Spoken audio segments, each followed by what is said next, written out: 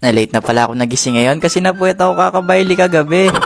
Fiesta kasi sa kabilang barangay kagabi, kaya napuyat din ako ngayon. Kaya pagising ko wala na yung mga kasama ko. Lumabas pala ako ng bahay para tignan ko nasan yung mga kasama ko. Andito nga nakatambay sa terrace si Mami. Kanina pa daw siya dito nagkakape. Pinagmamasdan lang daw niya si Lola na nagdidilig ng halaman. Tinawag ko nga si Lola dyan, sabi ko alis kami. Sabi naman niya not today daw. Chawot. Sunod ko nga hinanap dito sa bahay si Mama. Andito nga daw siya sa likod ng bahay naglalaba. Naubusan na din kasi kami ng damit na susuotin. Kaya naglaba na daw siya ngayon. Tinulungan ko na nga siya sa pagbubamba ng tubig. Wala na kasi ako ang bag dito sa bahay. Baka palayasin na nila ako. Isabay mo pa yung late na ako nagising. Pero idadamay ko na din dito sa vlog yung ate ko kasi late din siya nagising ngayon. Nauna lang sa akin ng 1 minute. Pagkatapos nga pala makapaglaban ni Mama, naligo na din ako. Naubusan na din kami kasi ng grocery dito. Kaya kailangan na din namin bumili. Sa mga oras nga na naghihintay muna kami. Wala pa kasi maghahatid sa amin. Kaya habang naghihintay, naayusan muna ni Mami si Lola. Eto nga sila, pares pa sila ng damit na suot. Ang tawag kaya niya, charot. Charot, oo. Ikaw nga lang, sabihin mo yung charot. Remote charot. Charot.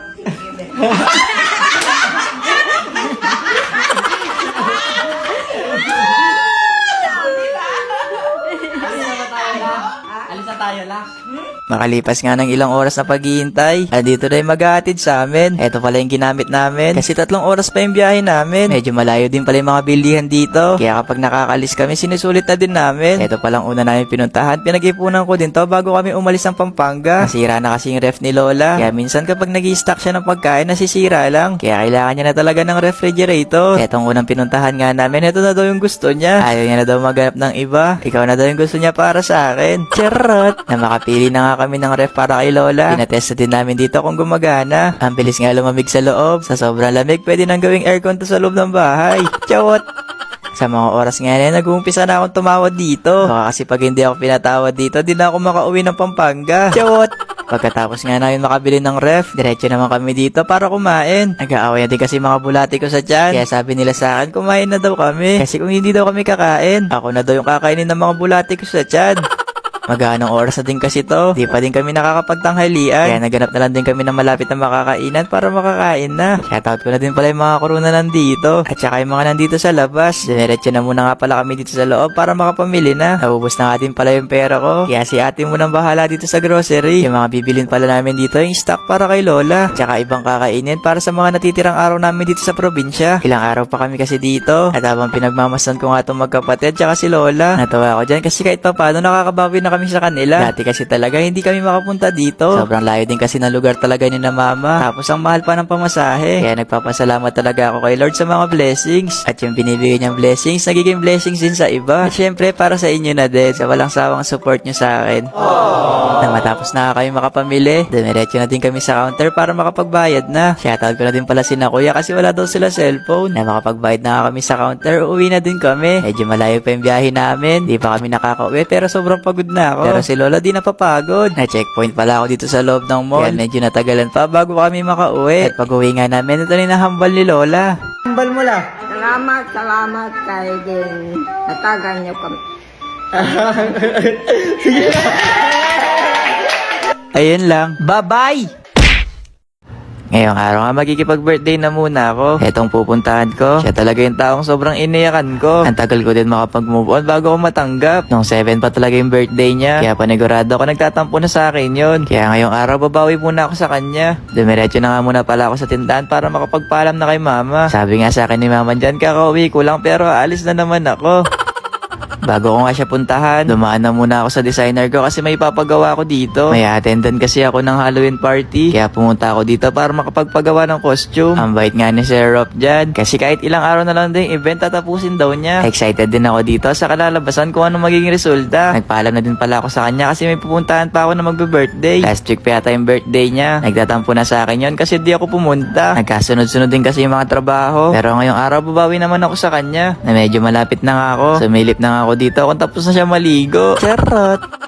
Bago nga pala ako pumunta sa magbe-birthday, pumunta muna ako sa flower shop para makabili ng bulaklak. Nakakaya din kasi pumunta doon na walang dala-dala. Ewan ko ba sa taong yon? Di naman talaga dati mahilig sa bulaklak. Pero tuwing pumapasyal ako sa bahay niya, gusto niya may dala akong bulaklak. At na makapili na ako ng bibili ng bulaklak. Sabi ko kay kuya, balikan ko na lang mamaya. Dumiretso na nga pala ako sa loob ng mall para makabili ng cake. Ang ganda nga nitong mango cake. Pagkita ko pa lang, ito na yung pinili ko. Favorite din niya kasi yan. Ay, favorite ko lang pala. Yan din yung pinili kong cake para makakain din ako mamaya. Pagkatapos ko nga pala makabili ng cake, dadaanan naman namin ulit yung pinagbilan namin ng bulaklak. Pero si ate na lang daw yung mamayang kukuha doon kasi may sasabay daw siyang bibilhin. At ako naman, hintayin ko na lang daw siya. Dumiretso na nga muna pala ako sa simbahan habang naghihintay. Meron pa nga nagbabalita dito. Gusto ko nga sana mag-hi sa likod kaso nahihiya ako. Chot!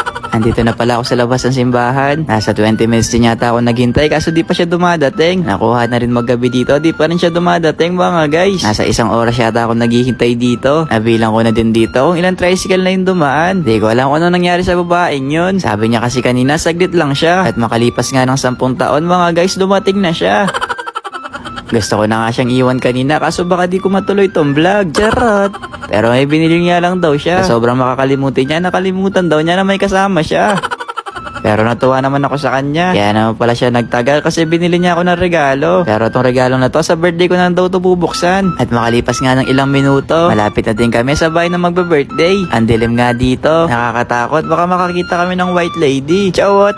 Yung pinuntahan pala namin ni ate dito si kuya. Nag-birthday siya noong October 7. Ngayon lang kami nakapasyal kasi sobrang busy. Sobrang dilim nga dito kaya nahirapan din ako kung saan siya nakapwesto. Hinabi na nga kami sa pagpunta sa kanya. Di na rin kasi pwedeng ipagpabukas baka magtampo na sa akin si kuya. At saka bukas alis na naman ako na maaga. Kaya kahit maghahanong oras na mga guys, diniretso na namin dito. Medyo nakakatakot nga lang sa loob. Pero tinuloy na namin ni ate kasi baka ilang araw na naman kami hindi makapunta dito. Gusto nga namin siya gawan ng money cake. Kaso nga lang baka may multo na manghila dito. Yawot!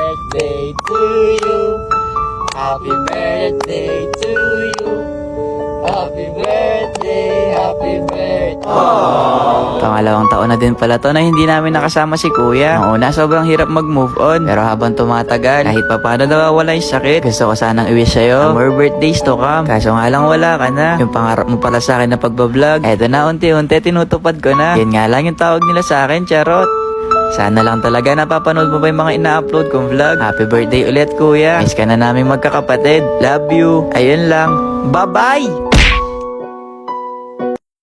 Inimbitahan pala ako ng GMA na umattend sa Sparkle Spell. Halloween pala to. Isa ako sa mga na-invite kasi mukha daw akong aswang. Chot! Bago nga ako umalis ng bahay, dumiretso na nga muna ako sa tindahan para makapagpaalam kay mama. Araw-araw nga daw akong umaalis at ilang araw na nga din daw siyang walang kapalitan sa tindahan. Na makapagpaalam na nga kay mama, umalis na din ako kasi baka malate pa ako. Pero bago nga ako pumunta sa venue, pupuntahan ko na nga muna yung designer ko para makita ko na kung ano yung susuotin ko. Naabutan ko pa nga tong grupong to. Napasakto pa nga kasi pupuntahan din daw nila ako. At eto nga, pare-pareho pa kami ng kulay ng pantalon.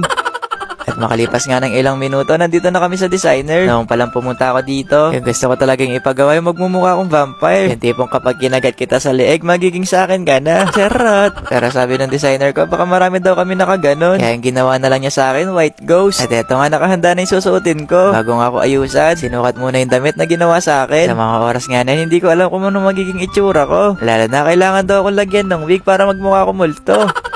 Natatawa ako sa sarili ko dyan. Hindi ko alam kung anong mangyayari. Pero bala na si ate MJ. Kaya na daw bahala sa gagawin niya sa akin. Dito na din pala ako nila inayusan. Di rin kasi kayang ayusan to ni ate. Lalo na medyo mahirap yung gagawin sa akin. Medyo matagal nga daw yung paglalagay ng wig. Kaya yung una talaga nilang ginawa yung pag-aayos ng buhok. Ito din talaga yung matagal na ginawa bago ako matapos. Lalo na medyo makapal din yung buhok ko. Tapos ibang kulay din yung buhok na ipapatong. Kaya kailangan din kulayang ibang part ng buhok para mag-match yung kulay. At na malagay na nga yung buhok, nagmukha na akong lola mo. Chot! At eto na nga yung finish look na ginawa nila sa akin. Na matapos na nga nila akong ayusan. Pinasuot na din sa akin yung ilang araw nilang pinaghirapan na damit. Mukha nga akong tikbalang dito. Pero white ghost talaga yung ginawa nila sa akin. The best tong team na to. Kaya nang makapagbihis na nga ako, nagpaalam na din ako sa kanila. Baka malate ako. Sa labas pala yung nakikita ko sa sarili ko. Kamukha ko si Dennis yung sa Ghost Fighter. Yun nga lang, wala akong buntot sa likod. Chot! Sa buong biyahe pala namin, tinitignan ko lang sa camera kung ano mas babagay. Hanggang sa makababa pa nga ako, pinapacheck ko kay ate kung ano mas bagay. Tanggalin ko na nga lang doon yung sombrero kapag nasa loob na ako. At eto nga, nandito na ako. Ayun pala si ate, nag-videohan kami. Hanggang dito na nga lang siya. Kaya ako na lang din mag-isa mag-video sa loob. Nandito na din pala yung pambansang Ginoo. Bago kami makapasok sa loob, na-prepare muna kami sa paglalakad sa black carpet. At eto nga, kakatapos ko lang maglakad. Ang dami nga tao dito. At ang dami ding camera nakapalibot. At eto nga, may tumatawag pa sa akin na charot dito. Pagkatapos pala namin makapaglakad sa black carpet, yung sunod naman na gagawin namin dito yung interview. At nang matapos na nga ako, mga guys, pinapasok na ako. Tinatakan nga lang dyan ako ni ate. Wala din palang number yung mga upuan dito. Kaya kahit saan daw pwedeng umupo. Na makita ko nga itong bakanting upuan, dito na muna ako umupo. May dalawa na din ako nakasama dito. At dumating na din pala yung asawa ni Snow White. Iba-iba nga yung mga costume ng mga nandito. Nandito din pala si Moshi. Napadaan nga lang daw siya dito. At eto nga, meron pa siyang dalawang props. Andito na din pala si Kagawad Pipay. Kaya iboto natin siya para may libre tayong kagat. Chot! Na magutom na nga ako. Inaya ko na yung mga kasama ko na kumain. Eto lang kasi yung pinunta ko dito. Baka hindi ko pa maabutan. Chot! At saka nagugutom na din talaga ako. Kaya inaya ko na sila. At eto nga ako. Mukha yata ako kaswang dito na kumakain. Dumating na din pala si Ate Baninay. Kasama din niya si Kuya Bon. At eto nga, nandito rin si Sasha. Pangalawang meet na din namin itong dalawang love team. Nandito rin pala si Anbea. Pangalawang meet na din namin to. At etong mga una ko na nga pinuntahan, ito yung mga TikTokeries. Itag nyo sila sa comment section kung kilala nyo sila. Ang babait nga halos nila. Kaya masaya din ako na na-meet ko na yung mga napapanood ko lang dati sa TikTok. At eto nga, nandito rin yung nagta-transition. Pagkatapos ko nga mapuntahan yung mga kakilala kong TikToker dito, sunod ko naman na pinuntahan yung mga artistang napapanood ko sa TV. Eto nga si Kuya Rodjun. Nandito din pala si Ate Julian. Kasama niya si Kuya Rayber. Scooby-Doo nga daw yung team na suot nila. Nakita ko din pala dito si Danaya. Nag-video lang ako dyan. Nagulat din ako nung tumingin siya sa camera. Nag-request nga ako sa kanya kung pwede magpa-picture. Yung pagtingin nga niya sa akin, para rin niya akong tinuka ng dalawa cobra sa likod niya. Chot! Habang tumatagal ako dito, dumarami yung mga crush ko. Nakita ko din pala dito si Ashley. Cat-woman nga daw siya ngayon. Nandito rin si Ate Mikey tsaka si Kuya Paul. Nakita ko nga si Regan dito. Tinatanong ko kung pupunta si Doc Annalyn. Pero pupunta naman daw siya. Nandito din si Joyce Chig. Ang simple lang niya sa personal at sobrang ganda. Nandito din pala yung manika sa Squid Game. Ganito daw yung costume niya kasi taga-Korean daw talaga siya. Ang tagal nga namin nag-uusap dyan. Hindi ko alam kung nagkakaintindihan kami. Mas mahirap pa yata yung mga tanong niya sa akin dito kaysa sa mga in-interview sa akin kanina. Pero sabi ko naman sa kanya, my nose is bleeding. Sobrang saya nitong gabing to. Naitag nyo din pala yung mga artistang kakilala nyo na nandito. Medyo malabo pala yung mata ko. Kaya minsan sinusum ko na lang sa camera para makita ko na at makilala kung sino pa yung mga nandito. Nandito na din pala si Doc Lindon tsaka si Annalyn. Pinantahan ko na din pala sila para masama ko din dito sa vlog. Ang bait ng dalawa. Kala ko nga naligaw ako. Nasa concert ako ni Taylor Swift. Sobrang kamukha niya sa personal. At sa buong paglilibot ko nga kasama ko si Moshi tsaka si Jerban. Sila natin naging tropa ko dito. Nandito na din pala si Soro. At ito talaga yung pinakamatagal ko nang hinihintay na makita, si Barbie. Kaya sa mga oras nga na yun, pwede na akong umuwi kasi nakita ko na siya. Chot! Sobrang na-enjoy ko tong gabing to. Sana na-enjoy nyo rin tong vlog. Kaya ayun lang. Bye-bye!